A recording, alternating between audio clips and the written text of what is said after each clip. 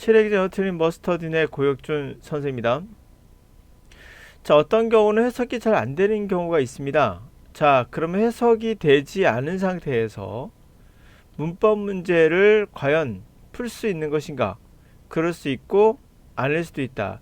때로는 맞추고도 이게 정말 맞는 건가? 라고 긴가민가 할 수 있습니다. 그럴 경우는 앞으로도 영원히 그 문제를 확실하게 맞출 수는 없겠죠. 왜? 긴가민가 하니까요. 확실하지 않으니까. 그래서 이제 아주 간단한 문법 문제도 사실 해석이 안 되면 정답을 맞추고도 이게 맞나? 라는 긴가민가하게 느껴지는 경우가 생기게 돼요. 사실 이런 경우는 단순하게 구조 분석, 다시 말해서 해석하지 않고 설명하면 너무나 쉽게 잘 보이지만 그건 사기에 가깝습니다. 실제로 여러분들은 그것을 선택하기가 쉽지가 않아요. 예를 한번 들어볼게요. 지금 아주대 문제인데요. 이 아주대 문제는 예를 들면 이 문제 같은 경우도 해석하지 않고 풀었다 가정해 봅시다. 그러면 자, 앞에 주어가 있어요. 여기 그리고 동사가 있죠. 그리고 목적어가 있습니다. 그리고 이 단어가 나오는데 무슨 말인지 몰라요. 그리고 이것도 몰라요. 전치사가 나가요. 전면구 같아요. 그거 people이 명사입니다. 자, 이 상태에서 1번은 ing가 들어가요. 그러면 주어 동사가 있으니까 ing로서 이것을 꾸며주는 거 너무 적절하죠. 그럼 어떤 사람이냐면 의도적으로 커뮤니케이터를 전달하는 커뮤니케이션 매스컴이니까 매스컴에서 전달하는 아나운서 같은 경우가 되겠죠. 하여튼 이 전달자 매스컴에서 말하는 사람, 이 사람이 연설하도록, 그 사람이 연설하도록 그렇게 의도했던 사람을 참조함으로써 실제의 어드레스를 확인할 수 있다.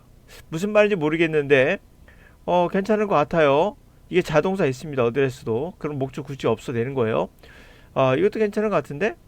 그렇습니다. 해석 안 하고 하면 이것도 맞을 수 있어요.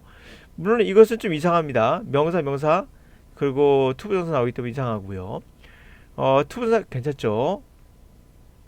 자, 그러면 어드레스 하려는 사람, 커뮤니케이터들에게 이게 이상하죠? ing 붙은 게. 이거 이상하고. 커뮤니케이터가 의도했다.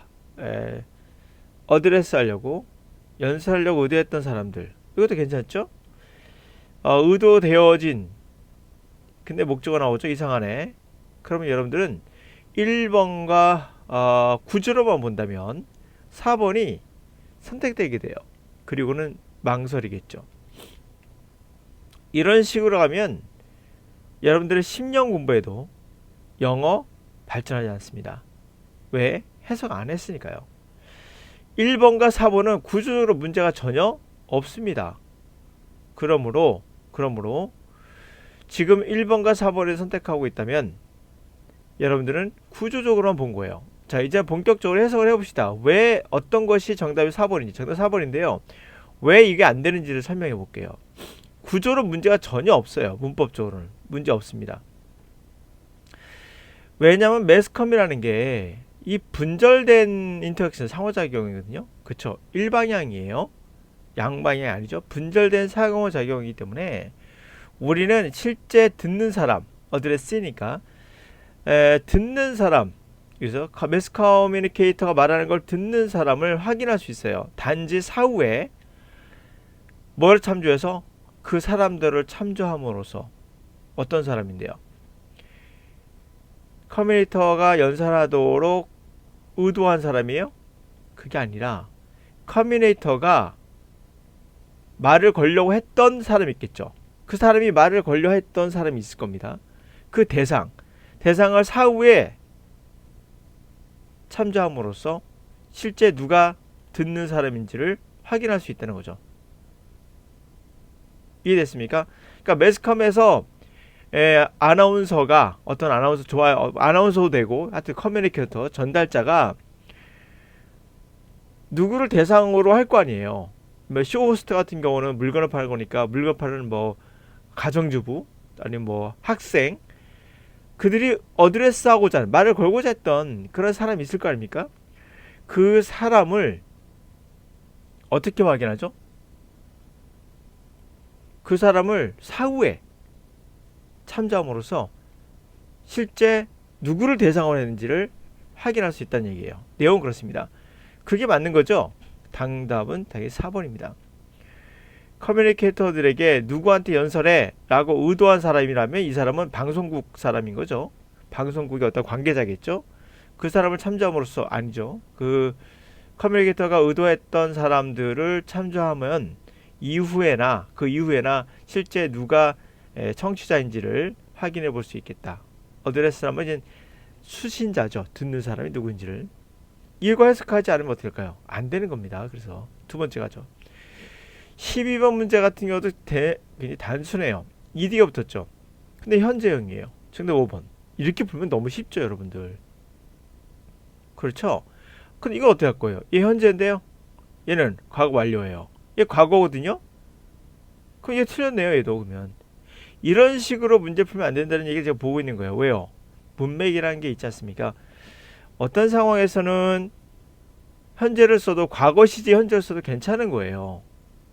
어떤 상황에서는 과거를 쓰고 현재 쓸 수 있는 겁니다. 보다시피 1번과 2번을 보면 알겠죠? 그렇다면 이렇게 생각할 수 있군요. 한때 내가 엄마의 말을 가볍게 여기려고 한 적이 있었어. 지금은 그렇지 않아. 이렇게 생각해. 이렇게 평가할 수도 있잖아요. 이러면 안 된다는 겁니다. 그래서 해석을 하지 않고 답 맞추는 걸 보여주는 강사가 있다면, 영어 강사가 있다면 이건 사기에 가까워요. 속지 말라는 얘기야. 이러면서 시간 낭비하고 영어는 영어대로 발전하지 못하고 결국 시험에서 좋은 결과를 얻을 수가 힘들죠. 확률이 있습니다. 우연하게 찍어도 맞출 수도 있겠죠. 이건 해라고. 그럼 우연이죠. 이번은 우연히 통했다. 다음엔요. 또 우연. 다음에 또 우연. 3번 맞으면 이거 복권이죠, 거의. 확률은 없습니다. 그 정도로 영어도 어차피 확률 게임이에요. 자기가 얼마큼 더 확률을 높일 것인가, 맞출 수 있는 확률을 우리가 100% 다 알 수는 없는 거거든요. 그렇다면 원어민도 다 100% 알 수 없는 것처럼 우리 같은 경우는 당연히 다 100% 알 수 없는 거죠.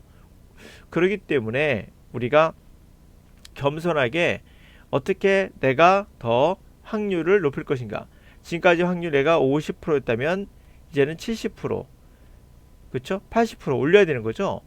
아까 말씀드렸던 이런 경우는 50%에 해당하는 거예요. 이걸까 이걸까 1번이니까 4번이니까 요 50%에서 10%만 높이는 거가 쉽지가 않아요. 50%에서 60%가 되면 이건 굉장히 높아지는 겁니다. 여러분 봤을 땐 이미 선택을 하게 되는 거니까 얘를 거의 8, 90%에 당하게 되죠. 자, 이제 가봅시다.